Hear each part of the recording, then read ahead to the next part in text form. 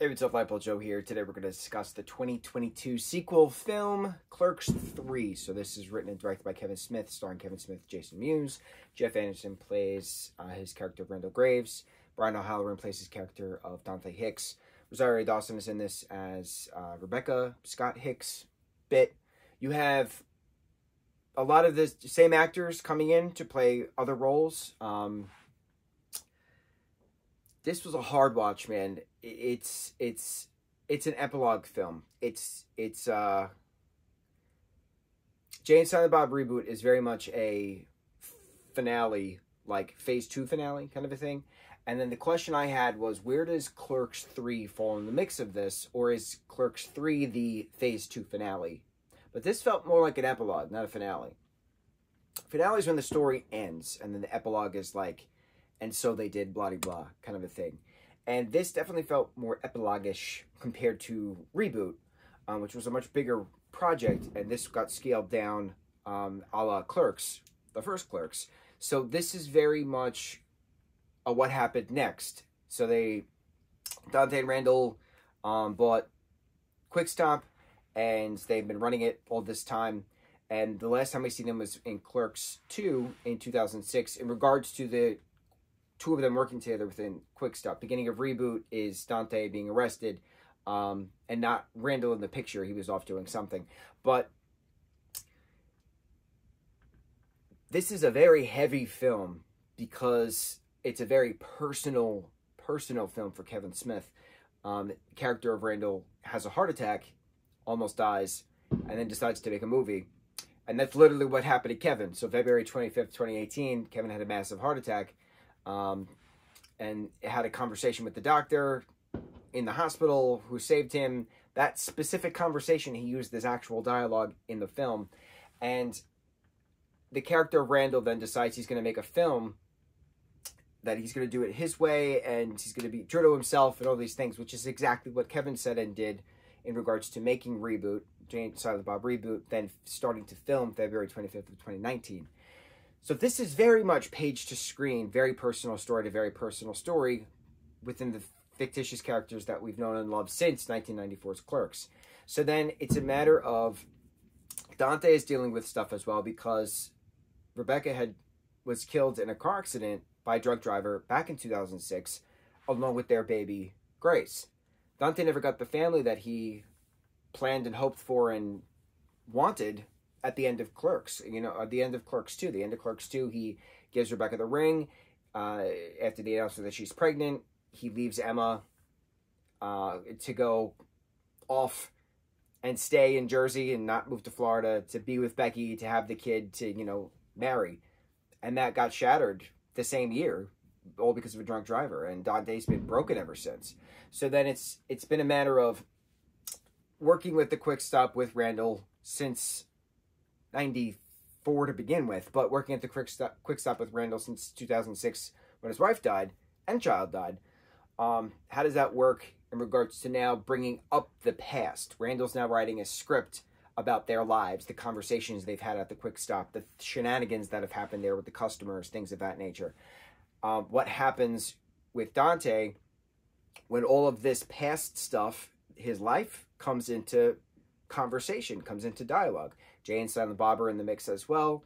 Dante borrows 30 grand from Emma, puts his half of the Quick Stop up as collateral. Like, how does this work? And Dante and Randall is making this film called An Inconvenience, hysterical, which is the film that he's making is Clerks, the 1994 Clerks. Very scene for scene, dialogue for dialogue. The same actors are back, those of them who are still living. So it's a lot of meta. It's a movie about guys making a movie. And the movie is actually the thing that was made back in the day, which is what started the franchise. It's so meta. But Dante is crying to Bex at the graveyard, saying he's so alone. Having Rosario Dawson back a couple times as a ghost was pretty nice to have, but I honestly would not have wanted such a sad ending for that story. But not everything is all happy. You know, sometimes there are the twists and turns and the downs, and you got to keep going with it. You gotta see what the next step is, and these films have always been life films, and to see it in a heartbreaking aspect of then Dante then having a heart attack, Randall crying at his bedside, you know, saying "Don't leave me, man," and I brought the tears again, and Dante is now in a movie theater in heaven with Becca, and they're watching the movie that Randall had made, and they're off now to live happily ever after life.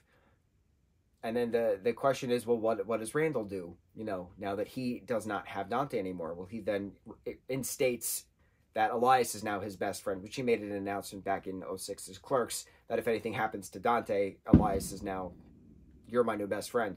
So that came through. Elias's character story arc was very entertaining as this as well. Jay and Silent Bob owning a THC shop next to Quick Stop, which then used to be the video rental store. That was pretty entertaining. So there's a lot of character development within this, and it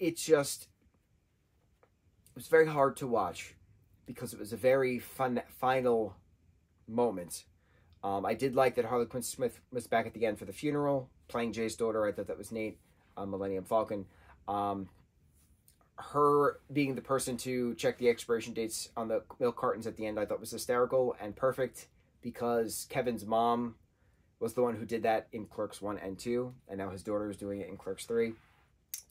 So many things, man. All his friends are back. All the comic book men are back. They're playing hockey on the roof, and it's filmed entirely in Jersey, and it was a very poetic way to end everything. And then Kevin at the end has a 2-minute monologue over the credits of a voiceover that he was going to do as an epilogue in regards to what happens to Randall next. Well, Randall's being interviewed in his 90s, and Randall continued to work at the Quick Stop, and he continued to make movies and win awards and stuff, and like, you know, life after Dante. And it's rare to get an ending, because you don't really get an ending in certain properties. So I'm very curious what happens next. So Clerks 3 came out 2 years ago. I'm doing this review June of 24. This came out, I don't remember what month, but it came out in 22. So now that we're in the 30th year, technically, of 94, January 94 is when the first Clerks premiered at the Sundance Film Festival. So we've now had 30 years worth of Clerks, Jay and Silent Bob, View Askew universe films. Characters crossing over, plot points crossing over, all the works. What happens next? Are we going to get some new stuff with Harley Quinn as Millennium and friends and such? Are we going to get more Jay and Silent Bob older, like with Kane's older? Like, who knows? Could be anything. Kevin does this thing where he'll take a few years off and then come back and do stuff. So maybe we're in that. He's focusing on the podcast for now. He's focusing on the tours for now. Totally fine. But what happens next? Could there be something next? There could always be something next, because for something that an indie film that won so many awards as one singular project, hour-and-a-half long project, no one thought it would be continuing 30 years later. And here we are. We're talking about it and how relevant it still is all these years later, that this franchise, this cinematic universe that Kevin created well before everybody knows Marvel Cinematic Universe. We had the View Askew universe. It's incredible. I cried way more than I planned to throughout the entirety of this marathon. I'm just so impressed with everything. It's just poetry. It's just a wonderful story arc of character development and plot point and crossover events and characters. It's life. Life is not all sunshine and rainbow. There are storms. There are hurricanes. And what happens after the hurricane? Well, a rainbow comes out. But sometimes you got to weather the storm. It's just such a genius. Kevin's a genius. Now, I think I covered everything. I think we watched everything we could in regards to characters crossing over, View Askew versus Jay and Silent Bob versus other stuff. But I missed the Miss Mackenzie character I forget the actress's name. Shannon something? She's in the second Clerks. And she's been in a bunch of other the USQ Universe projects as well. But her Miss Mackenzie character is also in Yoga Hosers, which is another Kevin Smith property. So is it kind of in the USQ family? I'm going to say yes, just because the character is the same character. Much like how Justin Long's character of that lawyer from Zack and Miri Make a Porno is the same character in Jay and Silent Bob Reboot. Not named the same. He's credited just as lawyer in the reboot, but it's the same character. Justin Long playing that same exact character. So I'm considering Zack and Miri part of the universe as well. So I watched Yoga Hosers way back in the day. I remember it was a fever dream. So we're gonna watch it again, and I think I gotta check the lists again, but I think that will be the last of the current View Askew Jay and Silent Bob crossover character event marathon. Kevin, of course, did other projects, but not all of the other projects relate to these. Not all of the other characters relate to these. So we've just been focusing on this. Long, extenuated, I don't know how many reviews we've done so far. We've worn this shirt a bunch of times, but we're gonna keep up with the Stucci's Bucci's and the quality shirt. We're gonna keep up wearing our San Jose Sharks shirt merch, specifically because Jay wears a San Jose Shark in the first Clerks.